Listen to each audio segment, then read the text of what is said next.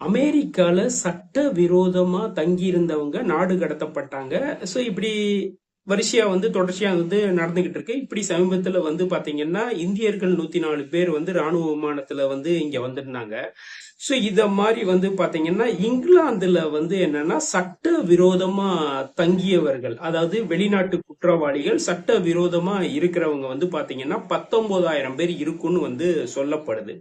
ஜனவரி மாசத்துல 828 இடங்கள்ல சோதனை செஞ்சு 609 பேர் கைது செய்யப்பட்டிருக்காங்கன்னு இருக்காங்க. இப்ப சமீபத்துல இந்தியர்களுடைய ஓட்டல்கள், பார்கள், உணவகங்கள் அங்க என்னன்னா சரிபார்ப்பு பணியை மேற்கொள்ளிருக்காங்க. ஊழியர்கள் கரெக்டான ஊழியர்களா, அதாவது சட்டவிரோதமா தங்கியிருக்காங்களா, சோ இப்படி எல்லாமே பார்த்து இப்ப சமீபத்துல இப்ப ஒரு 7 பேரை கைது செஞ்சிருக்காங்க.